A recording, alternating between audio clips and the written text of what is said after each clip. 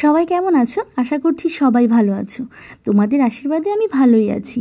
তো আজ হচ্ছে শনিবার, আর শনিবার হচ্ছে মনসা পুজো। সবাইকে মনসা পুজোর অনেক অনেক শুভেচ্ছা ও অনেক ভালোবাসা।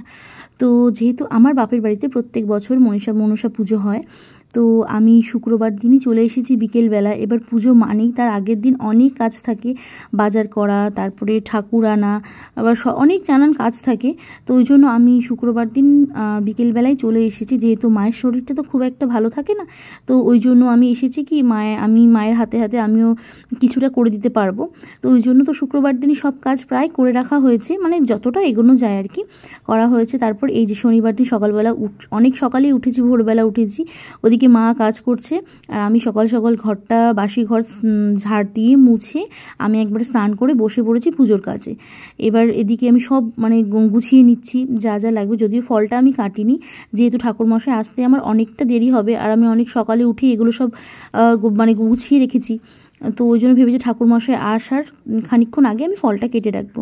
তো এদিকে ফলগুলো আমি ধুয়ে রেখে দিচ্ছি। আমি যদিও তখন ফল কাটিনি। এবার ঠাকুরমশাই আসার না সময় ছিল 10টা, এবার অনেকটা বেলা হয়ে যাবে। আর তারপরে মায়েরও যেহেতু শরীরটা খুব একটা ভালো থাকে না, মায়েরও হাই প্রেশার, সুগার।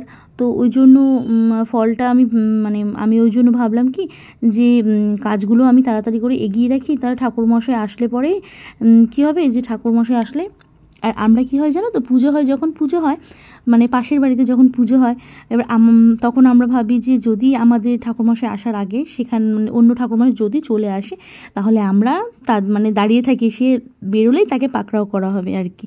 তো যাই হোক, সেরকমটা আমিও করছিলাম, কিন্তু আমাদের ঠাকুরমশাই যে টাইম দেওয়া হয়েছিল উনি ঠিক টাইমেই চলে এসে চারিদিকে। আমার ছেলে চন্দন ঘষার চেষ্টা চলছে, তো দেখেছে আমি করছি, তো আমাকে বলছে এটা তুমি কী করছো, দাও আমি একটু করি, আমি একটু চেষ্টা করি। যদিও প্রথমে পারছিল না বলে কাঁদছিল, তারপরে আমি দেখিয়ে দেওয়ার পরে ও চেষ্টা করছে। বাস এটাই আমার ভালো লাগে যে ও প্রত্যেক কাজে নিজের করার চেষ্টা করে, বা আগ্রহ ও চায় সেটা করতে, তো সেটা ও করছে। আর এদিকে ঠাকুরমশাই তখনও আসেনি, তো আমি এদিকে সব ঘরের থেকে সব বাইরে এনে সব গুছিয়ে করে রেখেছি। তার মধ্যে ঠাকুরমশাই চলেও এসেছে, এই দেখো পুজোতে বসে গেছে। তার মধ্যে মায়েরও শরীরটা খুব একটা ভালো লাগছিল না, যেহেতু 10টা সাড়ে 10টা প্রায় বেজে গেছে, আর কিচ্ছু খায়নি। মা উপোস রয়েছে, যেহেতু মায়ের সুগার আছে, হাই প্রেশার আছে।